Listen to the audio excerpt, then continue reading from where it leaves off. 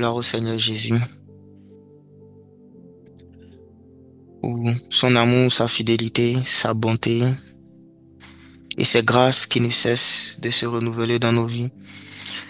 Ce matin, on va ensemble prier le Seigneur, on va lui dire merci pour encore ce jour qui nous permet de voir et de vivre.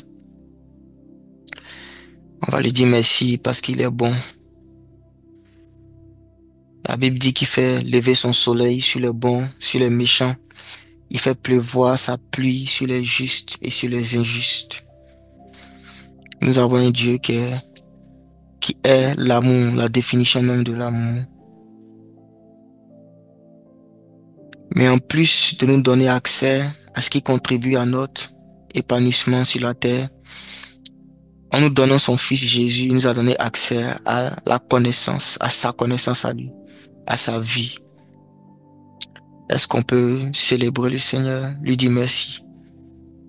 Père, ce matin, nous sommes là, dans ta présence.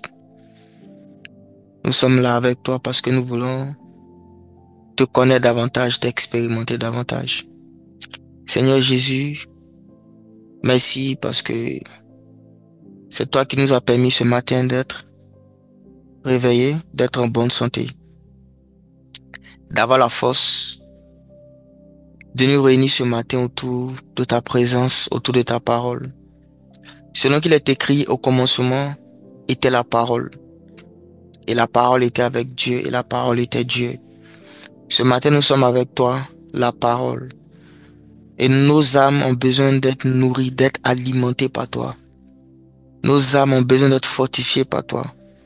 Seigneur, ce matin, nous te demandons de nous enseigner encore tes voies, de nous instruire encore dans la justice, de nous fortifier encore, Seigneur, dans notre homme intérieur, de nous bâtir encore, Seigneur, comme tu le fais toujours si bien.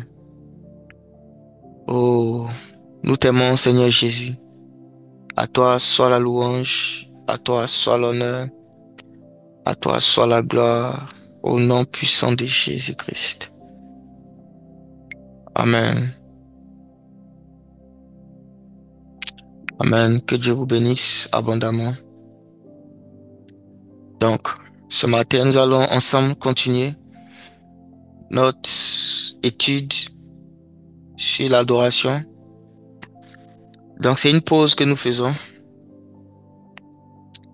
Une pause sur la connaissance de Christ. Voilà, le sujet de la connaissance de Christ que nous avons commencé à aborder depuis le début de l'année. On va continuer jusqu'à encore la fin de l'année. Mais on va faire une pause entre griffes parce que ce n'est pas vraiment une pause. Ce dont on va parler est toujours en lien avec ça, mais sous un autre angle. Donc, la parole nous dit que Dieu recherche des véritables adorateurs, ceux-là qui l'adorent en esprit et en vérité. Lorsqu'on dit que quelqu'un recherche quelque chose, ça veut dire que cette chose n'est pas évidente. Une chose qu'on recherche, c'est parce qu'elle n'est pas évidente. Ce qui est évident à trouver, il n'y a pas besoin qu'on recherche. Il suffit juste de prendre. Il suffit juste de rentrer en contact.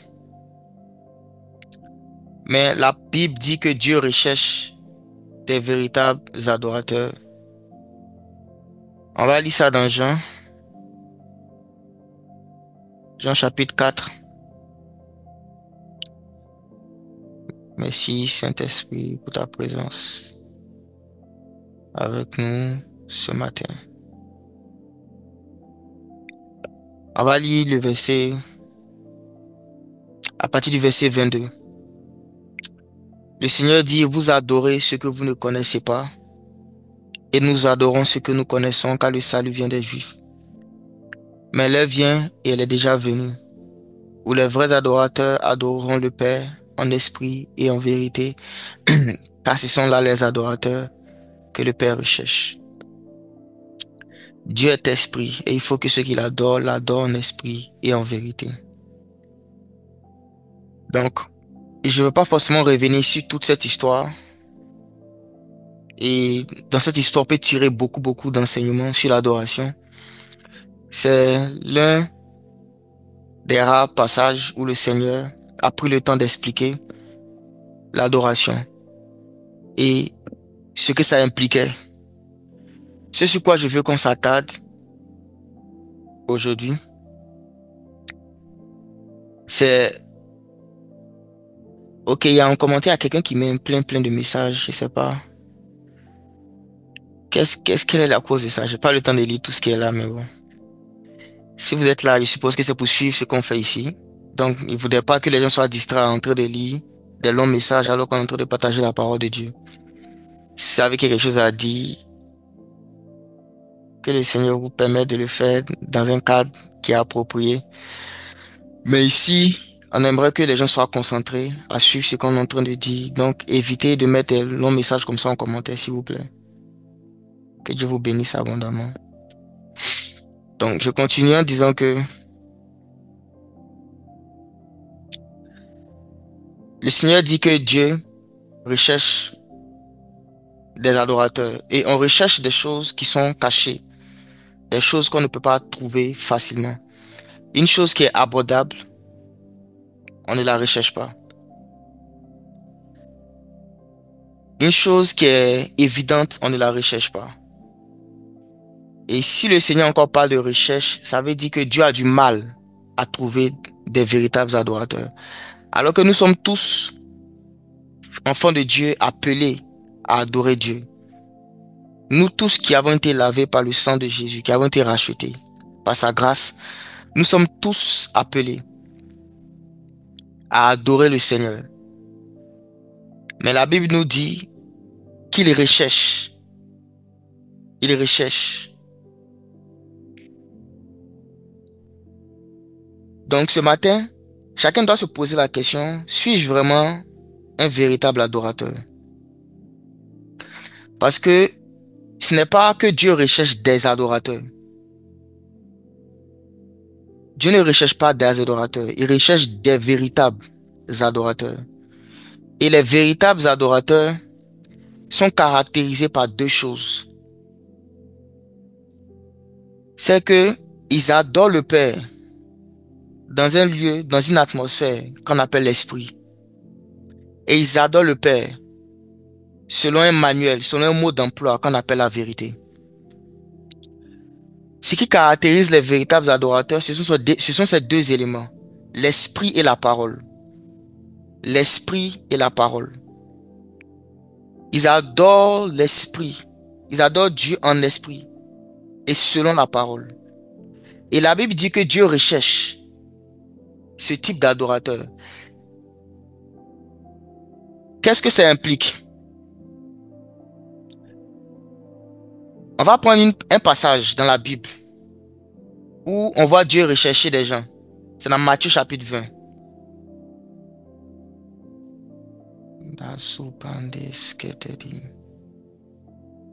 Matthieu chapitre 20.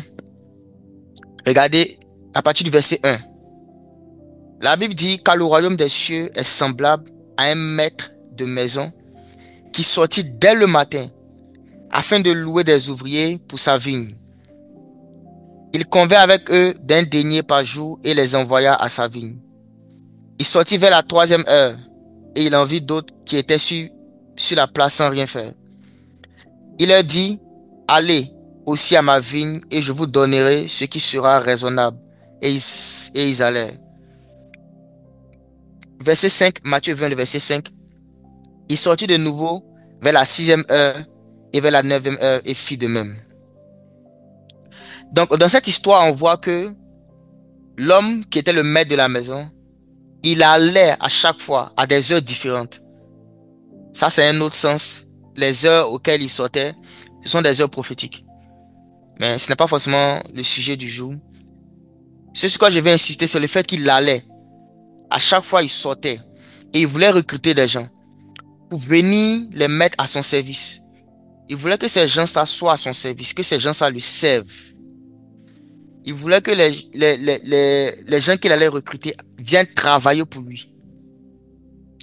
Et on voit Dieu chercher ici des gens qui devaient venir travailler pour lui. Parce que dans cette parabole, que le Seigneur a donné, ce maître de maison représentait le Seigneur lui-même. Donc, il venait chercher des personnes pour être à son service. Ça veut dire que quand Dieu cherche des gens, c'est pour qu'ils le servent. C'est pour les mettre à son service. Donc, l'adoration, ce n'est pas juste le fait de chanter, de parler à Dieu. L'adoration, c'est premièrement un acte de service envers Dieu. Ce qu'on appelle servir Dieu, ça commence d'abord par l'adorer. Le premier service que Dieu demande de l'homme, c'est de l'adorer. Si vous lisez le livre d'Exode, la parole de Dieu nous dit que Dieu a demandé à Moïse d'établir Aaron et ses 4 fils. Il y avait Aaron et ses 4 fils, qui étaient une image des 5 ministères de la parole. Donc, il y avait Aaron et ses 4 fils qui étaient établis dans la sacrificature. Aaron était le souverain sacrificateur et ses 4 fils étaient simplement des sacrificateurs. Et vous allez voir que Dieu avait dit à Moïse que Moïse devait les oindre pour qu'il le serve lui Dieu. Il dit oins-les pour qu'ils soient à mon service. Établis-les pour qu'ils soient à mon service. Et ce que Dieu a appelé être à son service, ce n'était pas aller prêcher. Ce n'était pas aller rendre visite aux gens. Aller prier pour les malades. Aller chasser les démons. Ce n'était pas d'abord ça. Ce que Dieu appelait être à son service, c'était de l'adorer. Dieu a établi en Israël une catégorie d'individus qu'on appelait les sacrificateurs, qui ne travaillaient pas dans un travail séculier normal comme les autres, qui n'avaient même pas de portion de terre à eux-mêmes, comme les autres tribus d'Israël, et dont le seul travail, c'était d'adorer Dieu. Principalement ça, ce qu'ils devaient faire en Israël, c'était d'adorer Dieu. Et leur fonction, ils avaient été établis dans la maison de Dieu pour l'adorer, dans le tabernacle, en offrant des sacrifices, en offrant des parfums, en offrant des cantiques à Dieu. C'était ça le travail des sacrificateurs. Adorer Dieu. Parce que adorer Dieu, Dieu considère ça comme le servir. C'est un service qu'on est en train de rendre à Dieu. Beaucoup de gens nous posent la question, comment servir Dieu efficacement? Comment moi qui ai un travail séculier, moi qui vais au bureau chaque matin, je rentre le soir, je dois m'occuper de mes enfants, de ma famille, je n'arrive pas à servir Dieu. Comment je fais pour servir Dieu? C'est parce que notre compréhension de servir Dieu est superficielle et n'est limitée qu'à la notion de travailler activement dans un ministère, dans une église ou auprès de personnes qui ont besoin de Dieu. On n'a pas compris que servir Dieu commence d'abord à satisfaire les besoins de Dieu avant de satisfaire les besoins des gens qui ont besoin de Dieu. Je répète. On n'a pas compris que servir Dieu commence d'abord par satisfaire les besoins de Dieu avant de satisfaire les besoins des gens qui ont besoin de Dieu.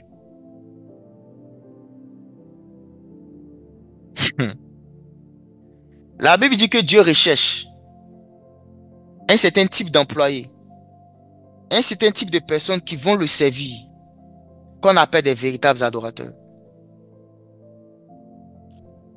Ce matin, je veux que chacun de nous comprenne que servir Dieu, c'est d'abord l'adorer. Regardez dans le ciel, les plus grands serviteurs de Dieu qu'on trouve dans la parole, Parmi les plus grands, je ne vais pas forcément dire les plus grands, mais parmi les plus grands, il y a une catégorie d'individus qu'on appelle les 24 vieillards. Une catégorie d'individus qu'on appelle les 24 vieillards. Ce sont parmi les plus grands serviteurs de Dieu. Mais ces 24 vieillards-là, ils ne font ni prêcher, ni jeûner, ni chasser les démons, ni guérir les malades. Qu'est-ce qu'ils font? Ils adorent Dieu. Beaucoup de chrétiens n'ont pas compris que la première chose et le plus grand ministère, c'est le ministère qu'on fait pour Dieu, auprès de Dieu. C'est d'abord ça le plus grand ministère. Dieu a des besoins. Son besoin, c'est il veut des véritables adorateurs. C'est son premier besoin. Même quand on parle de sauver les âmes,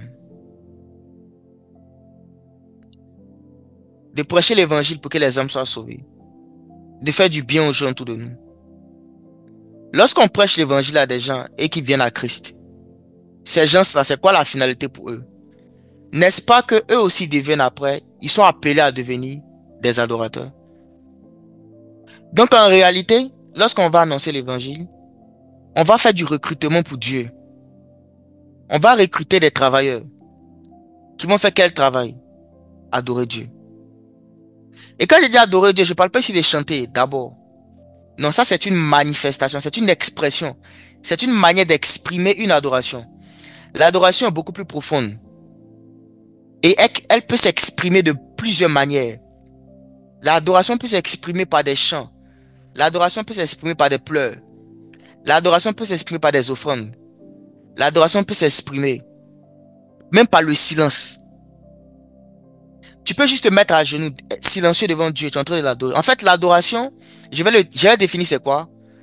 Mais ne vous focalisez pas d'abord sur les expressions d'adoration. On peut exprimer l'adoration de diverses manières. Mais l'adoration en elle-même est beaucoup plus profonde. Tout à l'heure, je vais définir. Mais je continue pour dire en fait que servir Dieu, ce que les sacrificateurs de l'Ancien Testament faisaient,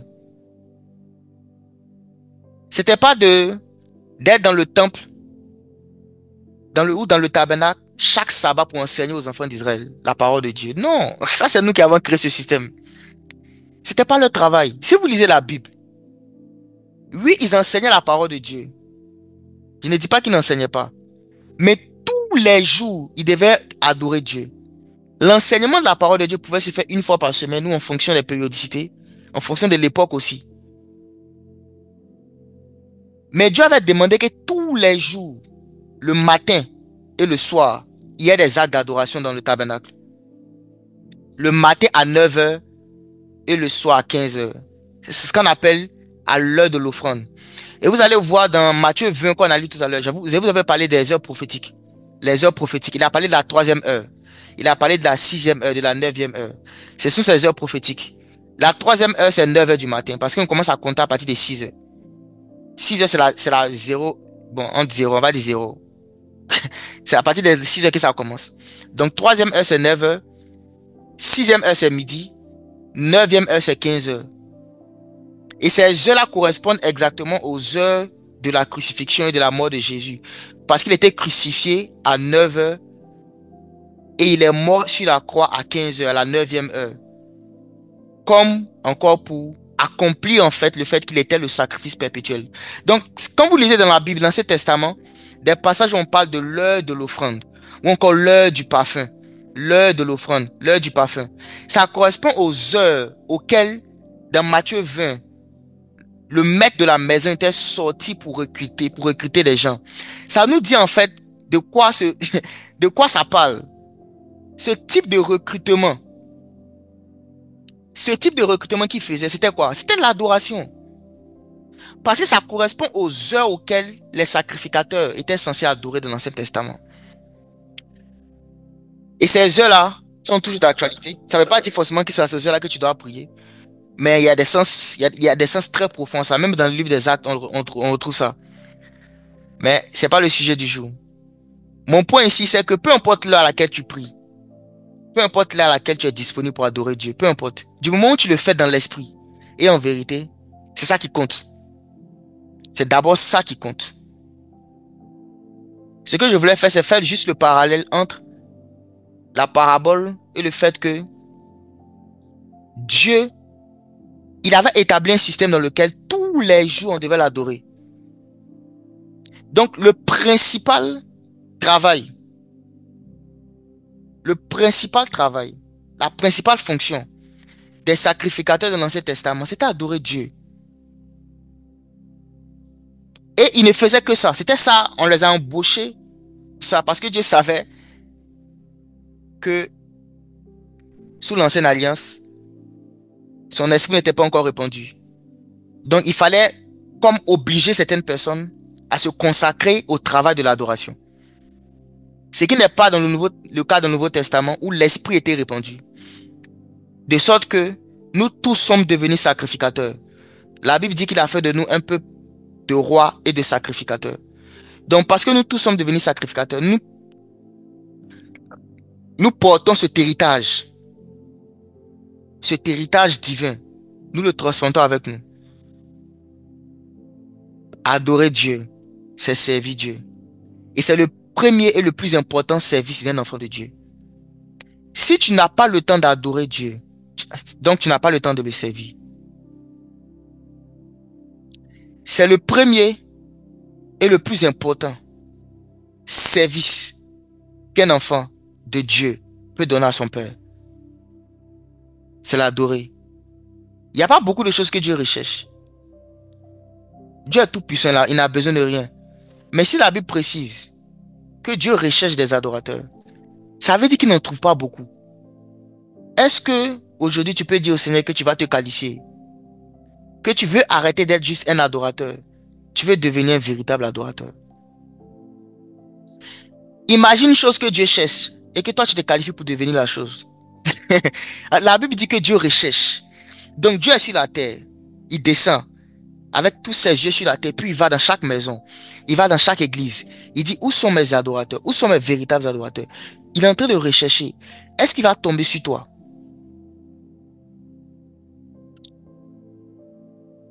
Ce n'est pas parce que quelqu'un est en train de pleurer pendant qu'il chante. Ce n'est pas parce que quelqu'un se met à genoux pendant qu'il chante qu'il est devenu un véritable adorateur. Pas du tout. Pas du tout. Donc, avant que je ne définisse tout à l'heure, je vais définir l'adoration. Je voulais juste éveiller notre conscience sur le fait que ce n'est pas juste une activité comme ça. Il y a plusieurs formes de prière. La Bible dit, dans le livre de Philippiens, non, pardon, Ephésiens 6, faites en tout temps par l'esprit toutes sortes de prières. Ephésiens 6, verset 18. Donc, il y a des sortes de prières. Mais en étudiant ma Bible, je me suis rendu compte que la sorte de prière la plus élevée, ou encore la forme de prière la plus élevée, c'est l'adoration. Parce que c'est elle qui va subsister pour l'éternité. C'est l'adoration. Au rétablissement de toutes choses, lorsqu'on sera dans la Nouvelle Jérusalem, il y a quelle forme de prière qui va rester? Il y a quelle forme de prière qui va rester? La majeure partie, regarde la majeure partie des prières que tu as, des prières que tu fais. Observe la majeure partie des prières que tu fais. Est-ce que tu peux dire que tu adores Dieu? Principalement. Et en réfléchissant sur le sujet, je me suis rendu compte que la plupart des enfants de Dieu ne prennent pas au sérieux l'adoration personnelle comme un service qu'ils rendent à Dieu. Parce qu'ils ont l'impression que c'est inutile pour eux. Ils ont l'impression que c'est inutile pour eux. C'est juste un truc pour Dieu. Donc bon, Dieu n'a pas de problème. Moi, j'ai des problèmes. Il faut que je lui parle de mes problèmes. Il faut que je lui explique mes problèmes. Il n'y a pas de problème. Dieu va écouter tes problèmes. Mais tu es ignorant en fait de ce que l'adoration est. Et aujourd'hui, demain, quand je vais finir de t'expliquer ce que c'est, la majeure partie du temps, quand tu vas prier, c'est ce que tu vas faire. Tu vas passer plus de temps à servir Dieu dans l'adoration. C'est ce que j'appelle servir Dieu dans l'adoration. Et ça n'a rien à voir avec le fait d'être un conducteur de musique, d'être un musicien, d'être ce qu'on appelle un chantre. Rien à voir. Le titre même adorateur, souvent qu'on donne à des frères prophètes qui sont censés nous conduire dans l'adoration, dans la louange, n'est pas approprié. Dans le sens où c'est comme si on les isole des autres adorateurs. Si on les appelle adorateurs juste parce qu'ils sont comme tous les chrétiens, il n'y a pas de problème. Mais nous tous sommes tous des adorateurs. Donc il n'y a pas quelqu'un qui a un titre spécial qu'on appelle adorateur. Il y en a que Dieu a oint, qui sont des prophètes musiciens, qui sont censés conduire les autres dans l'adoration.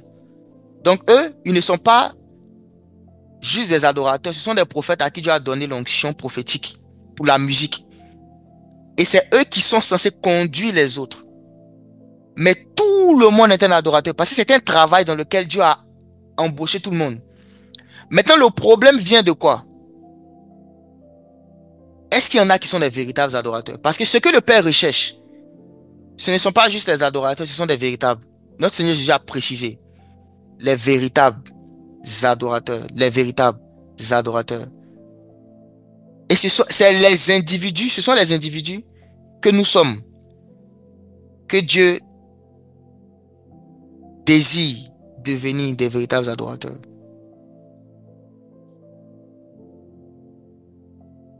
Donc si je te posais la question, comment je sers Dieu? Quel est mon appel? Je suis sûr ici que presque 80% des gens, parce que c'est toujours le cas, connectés même ce matin, se posent toujours la question, quel est leur appel?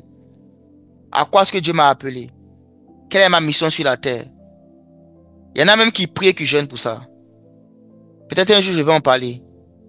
Mais c'est une perte de temps et c'est inutile de faire ça. C'est très inutile de faire ça. Vous n'allez jamais voir dans la Bible un homme prier et demander à Dieu quel est son appel. Ça n'existe pas. Arrêtez de faire ça. Je me souviens il y a quelques mois des frères, des jeunes frères qui étaient venus me voir, un groupe. Et toutes les questions c'était quel est mon appel, est-ce que je suis prophète? J'ai dit, mais vous êtes dans la confusion, vous savez pas, vous êtes au brouillard en fait. Le fait de savoir que tu es apôtre, tu es prophète, ça te sert à quoi? Actuellement, ça te sert à quoi? Tu ne peux pas exercer dans cette fonction. Ça te sert à rien. Ton appel, c'est quoi? C'est d'adorer Dieu. Dans la Bible, vous allez voir que tous ceux qui ont reçu un appel spécifique, c'est Dieu qui est venu vers eux. La Bible dit, vous allez voir dans le livre des prophètes, surtout les premiers chapitres, la parole de l'Éternel vint à Jérémie. La parole de l'Éternel vint à Ézéchiel. La parole de l'Éternel vint à Ésaïe. C'est toujours Dieu qui vient vers eux pour leur dire quoi faire. La Bible dit que l'ange de l'Éternel rencontra Moïse dans le buisson. C'est toujours Dieu qui vient leur dire. La parole de l'Éternel vint à Abraham dans une vision. C'est toujours Dieu qui vient leur dire. C'est pas eux qui vont supplier Dieu. Quelle est ma mission? Quelle est ma mission? Quelle est ma mission? Pourquoi? Parce que quand tu te focalises sur le fait de servir Dieu, que Dieu est satisfait de ton service, lui-même il t'envoie. Lui-même il t'envoie. Il va te dire quoi faire. Moi j'ai passé la majeure partie de ma marche chrétienne au début à chercher à connaître Jésus, à l'adorer. Je n'ai jamais prié pour savoir quel est mon appel. J'ai jamais prié pour ça. J'ai jamais prié pour ça. Je vous dis la vérité. Et un jour, j'étais là comme ça. Le Seigneur il est venu, il m'a transporté en vision. Il m'a montré un livre dans le ciel. Lui, il m'a montré ma destinée. Et j'ai vu ça clairement dans un livre au ciel. J'ai pas prié. J'avais juste considéré Jésus comme mon focus. C'est à lui que je voulais ressembler. Je voulais l'adorer. Et j'étais tellement focalisé dessus que lui-même maintenant il est venu. La parole de l'Éternel vint à moi dans une vision. Et il m'a dit, voici sur à quoi je t'appelle de manière spécifique. J'ai dit, ok. Parce que Dieu ne veut pas que la mission devienne plus importante que celui qui a envoyé. Celui qui t'a envoyé est plus important que la mission. C'est pourquoi tu dois te concentrer d'abord sur lui. C'est sur lui d'abord que tu dois te concentrer. Parce qu'il est plus important que ta destinée. Il est plus important que ta mission. Parce que Jésus est ta prédestinée. La Bible dit qu'il nous a prédestinés à être à l'image de son Fils. Et la prédestinée est plus élevée, est plus importante que la destinée. Donc si tu n'es pas en train d'accomplir ta prédestination, pourquoi tu veux connaître ta destinée? C'est inférieur. Tout ce que tu peux accomplir sur la terre sera toujours inférieur à connaître Jésus, à l'adorer. Ça sera toujours inférieur à ça. Toujours inférieur à ça. Il n'y a rien que tu vas accomplir sur la terre qui sera supérieur à ce à quoi Dieu t'a prédestiné, qui est ressembler à Jésus et l'adorer. Donc si tu n'es même pas en train de faire ça, le reste, ça te sert à quoi en fait? À rien du tout. concentrez-vous sur connaître Dieu, être utile à Dieu, dans l'adoration, dans la communion avec lui. Quand vous serez en communion avec lui, lui-même, il va vous donner des songes, il va vous donner des prophéties, il va vous donner des visions claires, qui va vous dire quoi faire. Ce n'est pas à vous de... Est-ce que, regardez, si tu as besoin de cuisiner et tu as le gaz à la maison chez toi pour cuisiner, tu dois cuisiner le riz. Et tu as besoin de riz, tu veux manger. Est-ce que c'est le gaz qui doit te supplier pour que tu viennes cuisiner sur lui? Est-ce que le gaz doit prier pour dire, je suis là, je ne fais rien, je suis inutilisé, viens m'utiliser? Est-ce que le gaz va faire ça? Le gaz va pas faire ça. Celui qui a besoin du gaz, c'est toi. C'est le gaz. Celui qui a besoin, c'est toi. C'est toi qui as besoin du gaz. Donc c'est toi qui vas vers le gaz pour l'utiliser. Donc, je vous dis, si Dieu vraiment veut vous utiliser, il va venir vous utiliser.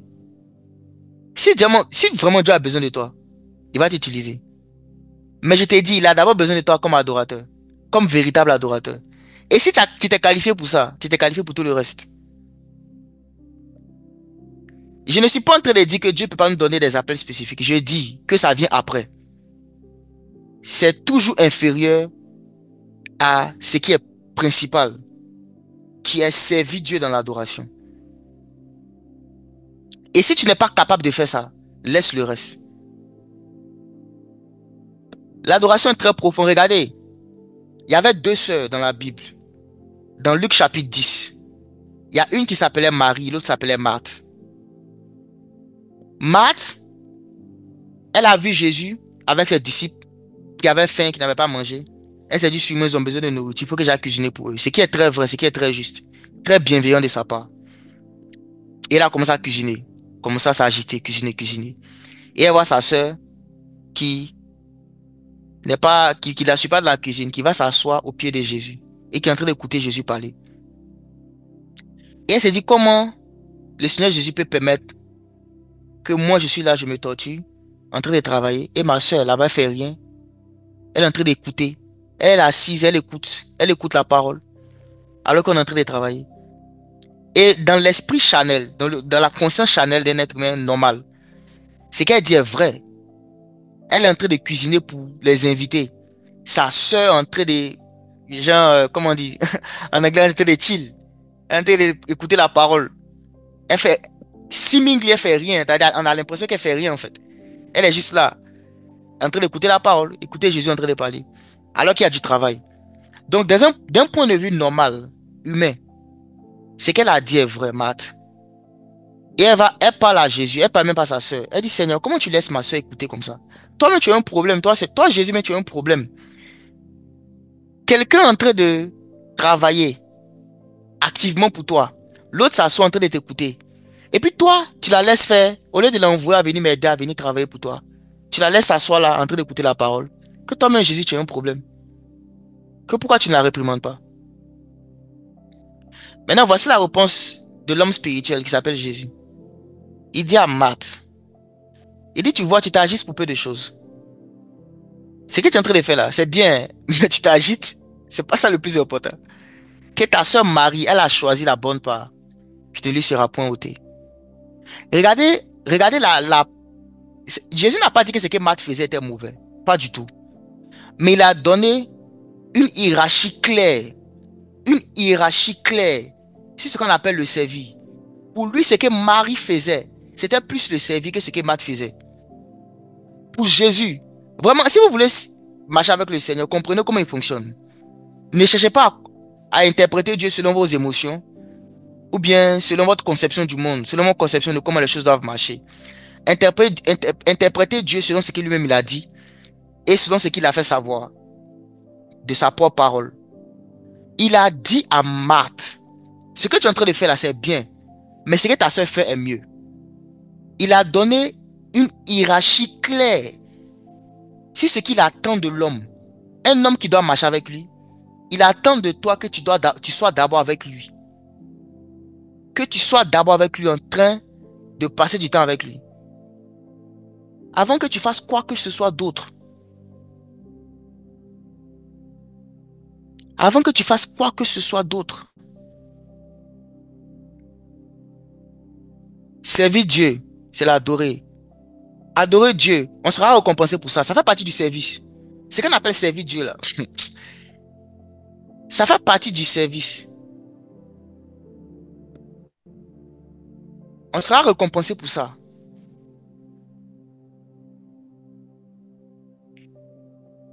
Car Dieu recherche des véritables adorateurs. Donc, je vais maintenant définir c'est quoi l'adoration. Après avoir pris le temps d'expliquer que il faut chercher à servir Dieu. Adorer. Le mot adorer, on le retrouve la première fois dans la Bible, dans Genèse chapitre 22, lorsque Dieu demande à Abraham de lui offrir son fils Isaac en sacrifice. C'est là qu'on retrouve le mot adorer pour la première fois. Mais la pratique de l'adoration n'a pas commencé là-bas. La pratique de l'adoration commence bien avant. La première fois de manière explicite qu'on voit quelqu'un adorer Dieu de manière pratique, sans forcément utiliser le mot adorer, c'est Abel. C'est Abel. Abel. Et regardons dans Hébreu 11. Là maintenant, je t'ai défini le mot. C'est quoi adorer? Les véritables adorateurs que le Père recherche. Abel. Hébreu 11. La Bible dit au verset 4. C'est par la foi qu'Abel offrit à Dieu un sacrifice plus excellent que celui de Caïn. Et c'est par elle qu'il fut déclaré juste, Dieu approuvant ses offrandes. Et c'est par elle qu'il parle encore, quoique mort. Comme j'ai dit, le mot adorer apparaît pour la première fois dans Genèse 22 avec Abraham et Isaac. Mais la pratique de l'adoration, on la voit apparaître. Je dis comme ça, apparaître avec Abel. Pourquoi j'ai dit ça? La Bible dit que c'est par la foi que Abel offrit un sacrifice plus excellent que celui de Caïn. Il y a plusieurs théories et débats sur la raison pour laquelle Dieu a approuvé le sacrifice de Abel au détriment de celui de Caïn. Il y a plusieurs raisons. On ne va pas donner une seule ici. Il y en a qui disent que c'est parce qu'Abel a donné la viande, Caïn a donné les produits de la terre. Ce n'est pas forcément vrai. Ce n'est pas vrai même du tout. Parce que même dans Lévitique, parmi les sacrifices qu'il fallait offrir à Dieu, il y avait souvent aussi des produits de la terre. Donc Dieu n'a aucun problème avec les produits de la terre. C'était pas d'abord ça. C'est que ce qui fait qu'un sacrifice est agréable à Dieu, ce n'est pas le sacrifice d'abord en lui-même. C'est celui qui donne le sacrifice. Lorsque la Bible nous dit que c'est par la foi que Abel offrit un sacrifice plus excellent que celui de Caïn. Le sacrifice plus excellent que Abel avait offert, c'est que Abel s'était donné lui-même à Dieu. Ce que Caïn n'avait pas fait. Abel n'avait pas seulement donné les premiers-nés de son troupeau, il s'était donné lui-même à Dieu. Abel avait donné son cœur à Dieu. Caïn avait donné que le fruit de son travail. La raison principale pour laquelle Dieu a agréé l'offrande de Abel, c'est parce que Abel a donné lui-même. C'était lui-même d'abord qu'il avait donné, le cœur. C'est pourquoi si vous lisez l'histoire, la Bible dit que Dieu approuva Abel et son offrande. Ce n'est pas seulement l'offrande d'Abel. Regardez, Genèse 4. Je vais lire le verset 4 à 5. Genèse 4, verset 4 à 5. On définit l'adoration, hein, si vous êtes avec moi. Et Abel, de son côté,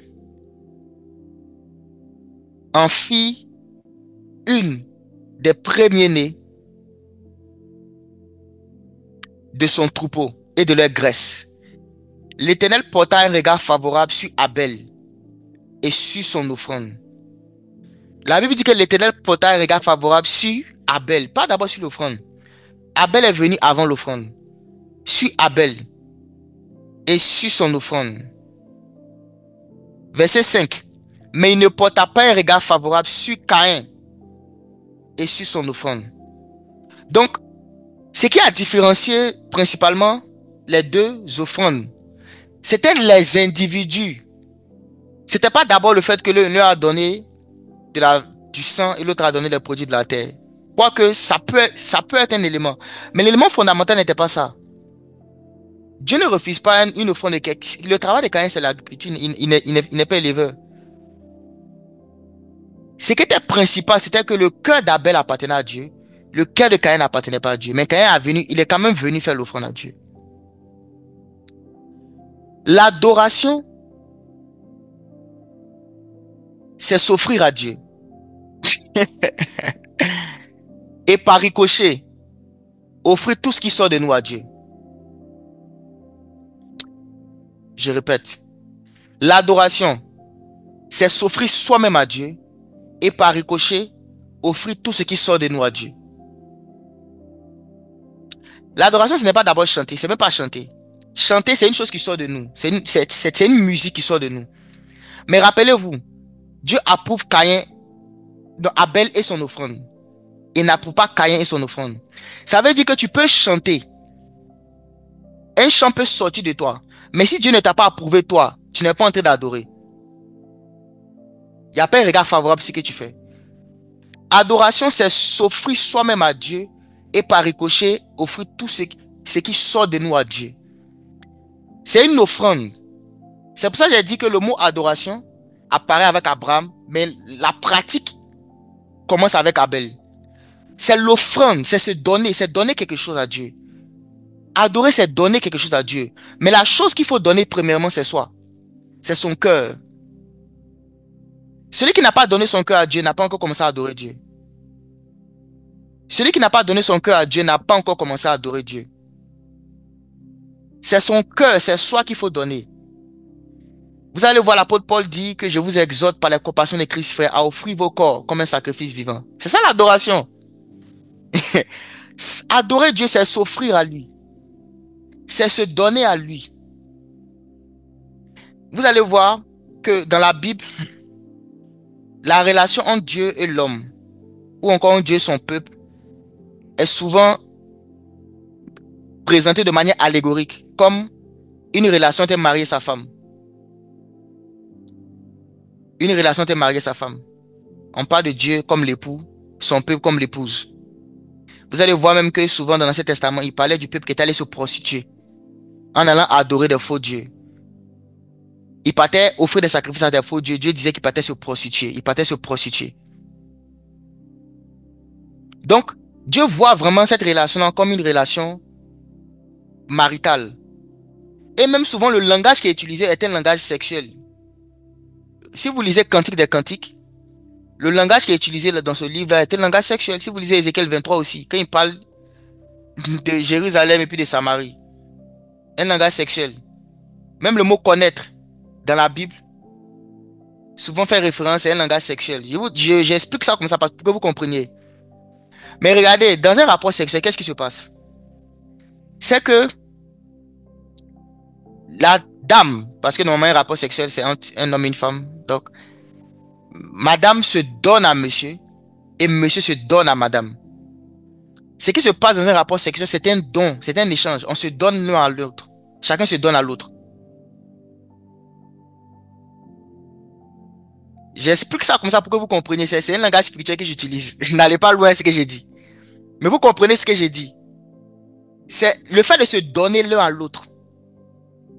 Et c'est le langage qu'utilise la Bible. Donc, adorer Dieu, en fait, c'est comme si, quand on parle d'intimité avec Dieu, le mot intimité, là, comprenez ce que ça veut dire. Comprenez ce que ça veut dire. C'est se donner. Parce que, spirituellement, notre identité, on est l'épouse. On est l'épouse. Imaginez les hommes qui sont mariés, qui sont là, qui suivent ce que j'ai dit. Imagine que pendant 6 mois, ta femme ne veut pas se donner à toi. Maintenant, elle cuisine pour toi. Toutes les autres choses elle fait pour toi. Mais elle refuse de se donner à toi pendant 6 mois. Elle veut pas. Mais si c'est cuisiner, faire les autres choses, elle est prête à faire. Est-ce que toi-même tu seras d'accord avec ça? Quelqu'un dit, mange pas. Il dit, je ne mange pas. C'est ce que beaucoup de chrétiens veulent faire avec Jésus. On veut cuisiner pour lui donner d'autres choses. Mais ce qu'il veut, on ne lui donne pas. L'intimité, on ne lui donne pas. Et on veut qu'il mange notre nourriture qu'on va cuisiner. Tu viens, tu souris, même tu cuisines même un bon plat, tu souris. Tu dis, chérie, voici ton plat. Maintenant, après, tu le laisses. Tu ne veux pas d'intimité. C'est la même chose, hein, je vous dis, c'est la même chose. C'est pour ça que je parle de ce qui est plus important. C'est la même chose.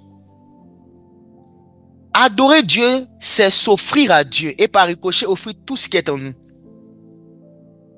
C'est ça, adorer Dieu. Donc, qui, tout ce que tu offres à Dieu, qui sort de toi, qui sort de ton cœur, tu es en train de l'adorer. C'est pour ça tout à l'heure, j'ai dit, tu peux juste te mettre à genoux sans parler, tu es en train d'adorer Dieu parce que tu lui offres tes genoux. Tu peux danser sans rien dire. Tu peux chanter. Tu peux prier. Tu peux faire une offrande. Quand tu t'es offert toi-même à Dieu et que tout ce qui sort de toi, tu l'offres à Dieu, tu es en train de l'adorer. En fait, adorer, c'est offrir. C'est offrir, c'est donner quelque chose qui vient de toi, qui vient de ton cœur. Qui vient de ton cœur. Donc, si ce sont des cantiques qui sortent de ton cœur, tu es en train de l'adorer. Mais si c'est juste des cantiques comme ça que tu es en train de chanter, mais qui ne viennent pas de ton cœur, ce n'est pas l'adoration. Donc, demain, je vais prendre le temps de bien expliquer c'est quoi esprit et vérité. Je n'ai pas le temps de le faire aujourd'hui. Parce que il me reste encore à définir c'est quoi l'adoration. Et puis après, je vais parler maintenant de l'esprit, la vérité. Pourquoi ces deux éléments-là? Donc, si vous voulez savoir c'est quoi adorer en esprit en vérité, soyez là demain. Mais je continue en disant que définition la plus générale de l'adoration que j'ai pu trouver dans la Bible et qui prend en compte tout, adorer Dieu, c'est s'offrir à lui, offrir notre cœur à Dieu. Et par ricochet, offrir tout ce qui sort de nous. L'argent, le temps, la force. C'est ça l'adorer. C'est offrir quelque chose. C'est s'offrir soi-même à l'époux. C'est l'intimité. S'offrir à l'époux. S'offrir à l'époux. Et vous allez voir que dans l'intimité, ce n'est pas un seul sens. Quand tu t'offres à l'époux, qu'est-ce qui se passe? L'époux s'offre à toi. C'est ça un mariage. Ce n'est pas d'un seul sens. Quand tu t'offres à lui, il s'offre à toi. Ça aussi, je vais développer ça demain.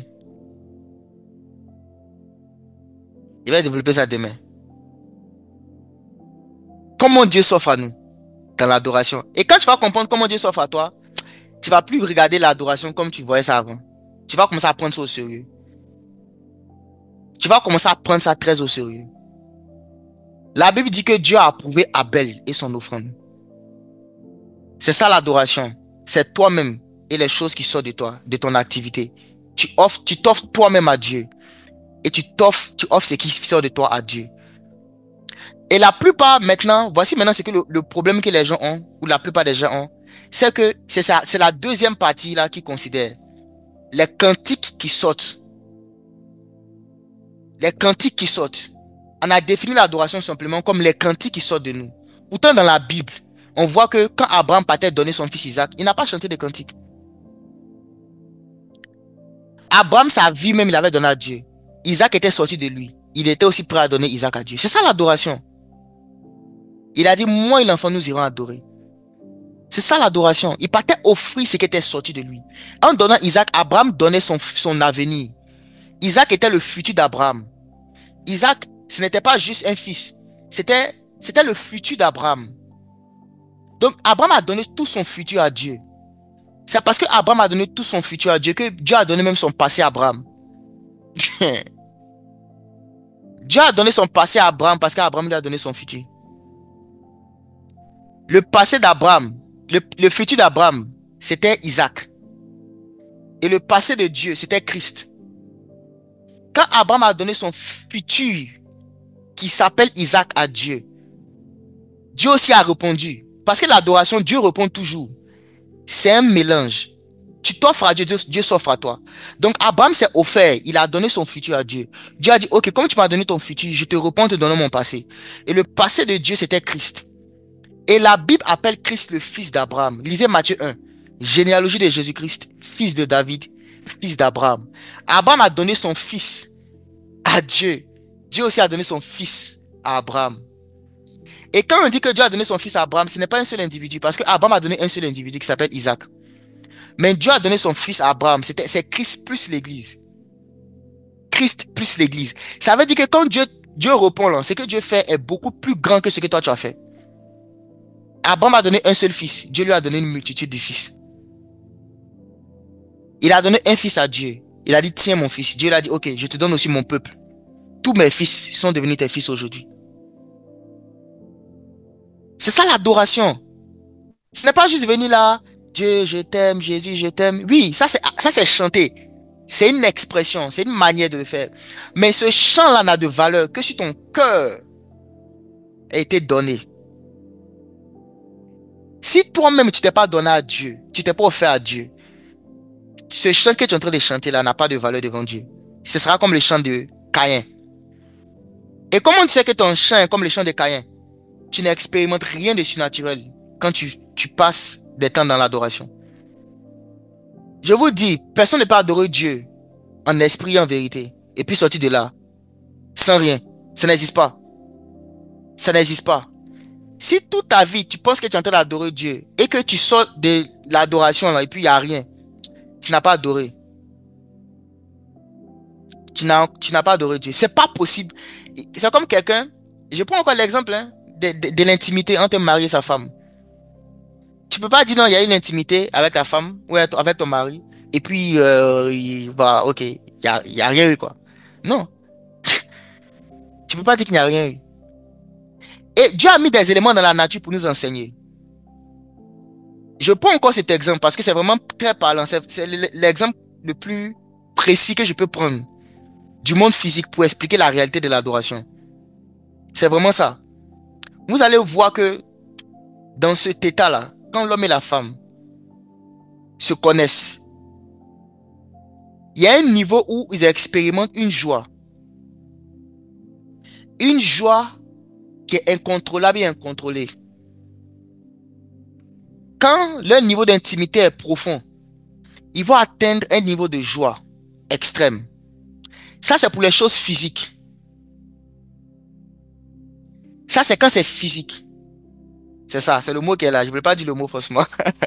C'est quand c'est physique. Maintenant, imaginez maintenant Dieu, l'intimité avec Dieu. C'est que ça doit produire. Quand David dit qu'il y a d'abandon de joie devant ta face, il est un peu en train de dire des histoires. Si tu adores Dieu en esprit en vérité, si tu t'es offert toi-même à Dieu, tu ne peux pas sortir de ça la même personne. Il y a un niveau de joie. Il y a un niveau de joie quand tu vas rentrer dans l'adoration. Parce que tu vas t'offrir à Dieu et Dieu va s'offrir à toi. Et le problème de beaucoup de personnes, ils chantent, ils dansent, ils crient, mais ils n'adorent pas. Donc le temps de l'adoration est fini, il n'y a rien qu'à changer dans leur vie. Ils sont pareils. Ils sont pareils. Je me souviens quand j'étais jeune de la foi, j'avais du mal à comprendre un mystère. Il y avait un mystère qui me fatiguait. Jusqu'à ce que le Seigneur me fasse grâce de comprendre. Et c'était un trop grand mystère à mes yeux.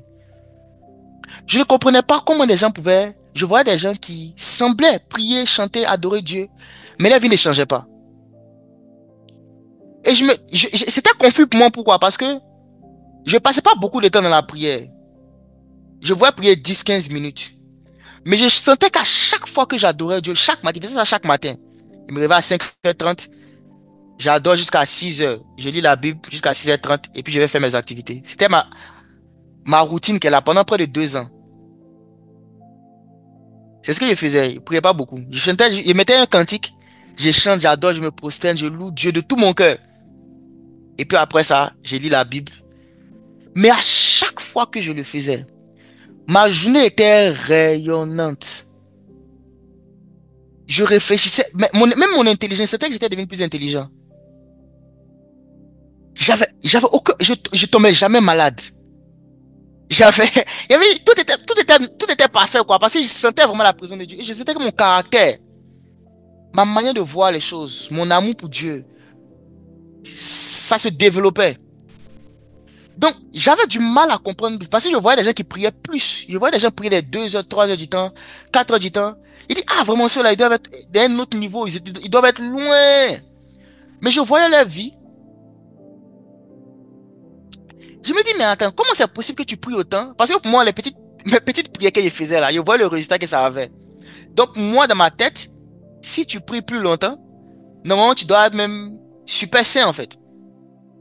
Donc, je comprenais pas. Et ça m'a fatigué pendant des années même, hein.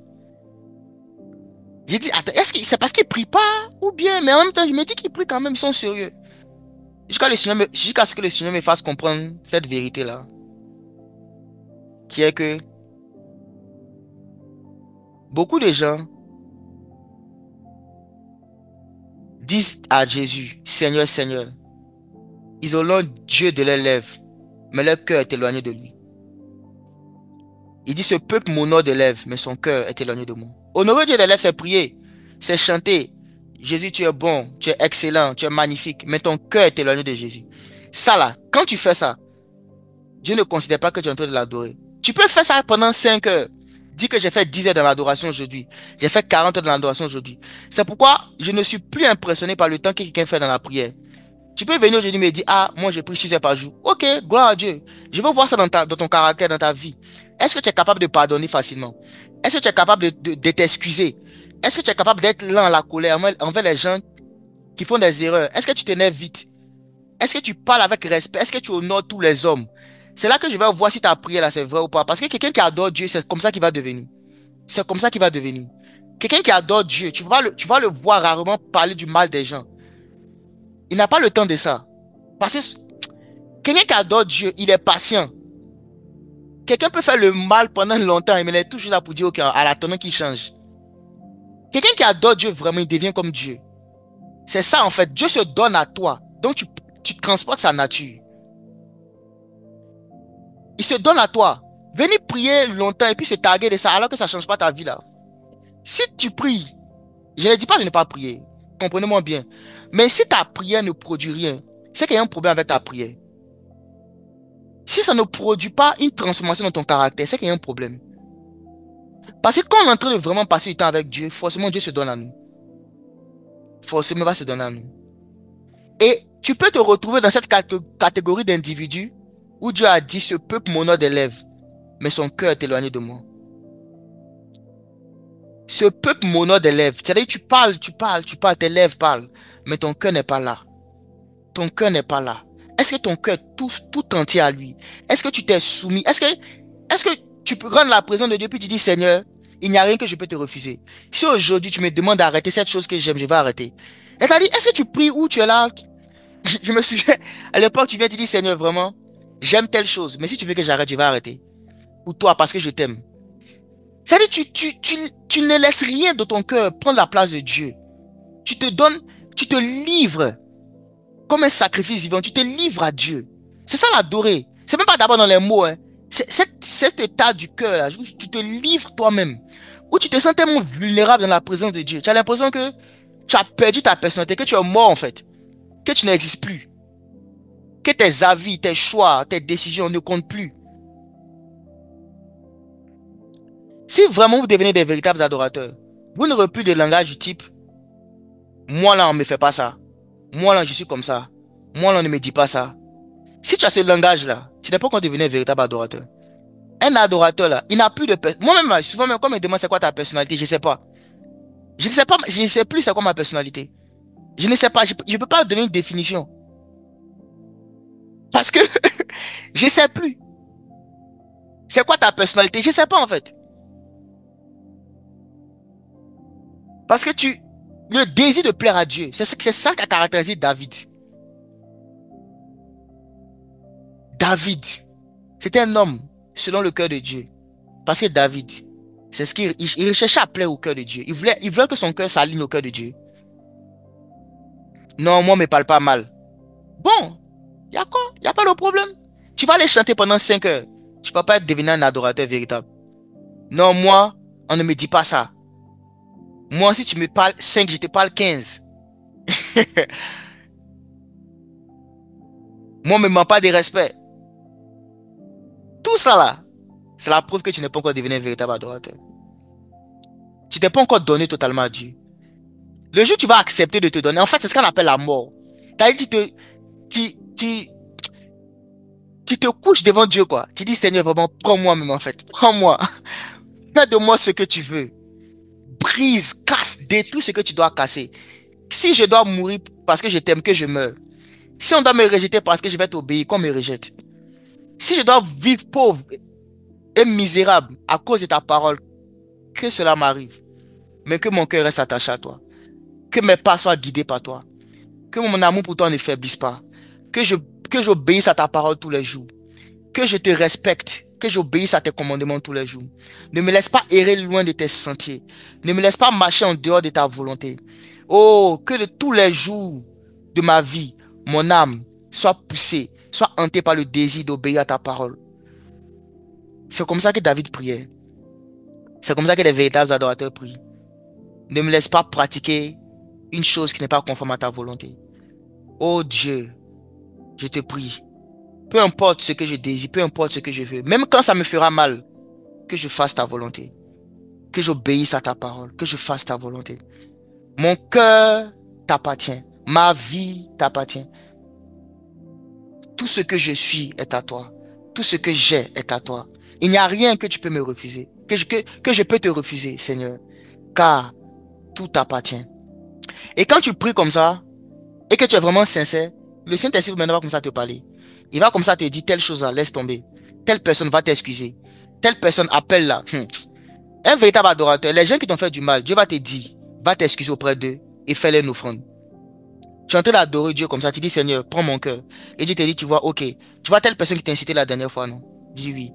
Ok, prends telle offrande, va lui donner et va lui demander pardon. Tu dis, mais Seigneur, c'est elle qui m'a insulté, je n'ai rien fait. Il dit oui, oui, je le fais pour toi-même, va le faire. Maintenant, tu vas vers la personne, tu t'excuses. La personne dit, voilà, je t'avais dit que tu t'es. Et puis la personne rajoute. Et le Saint-Esprit te dit, tais-toi, laisse faire, tais-toi, laisse faire. Et tu fais, et tu pars. Ton cœur est brisé. Tu es en train d'adorer Dieu. C'est ça, adorer Dieu. Et tu as su, tu as fini de faire ça, non? Cette chose que tu viens de faire là, Dieu va te distinguer. Il y a des problèmes pour lesquels tu ne vas plus prier. Il y a des choses, tu vas juste penser à ça, Dieu va t'exaucer. Tu ne vas même pas prier. Ah, tu vas dire, ah, moi, mais j'ai besoin de ça. Et puis 2 jours après, quelqu'un t'envoie. J'ai dit, est-ce que vous connaissez? Devenez des véritables adorateurs. Demain, je vais continuer. Le temps est arrivé. Le temps est arrivé à sa fin. Il faut que je m'arrête là. Je pense que j'ai trop parlé. La Bible dit que Dieu recherche des véritables adorateurs. Tu vas prier ce matin. Si tu comprends vraiment que c'est ça, servir Dieu. C'est ça. C'est ça, servir Dieu. Et ce n'est pas une question de chanter. Non. Ça commence pas d'abord dans le chant. Ça commence dans le cœur. Là où l'esprit habite. C'est dans l'esprit. Tu vas dire, Seigneur, je veux devenir un véritable adorateur. Prie avec moi.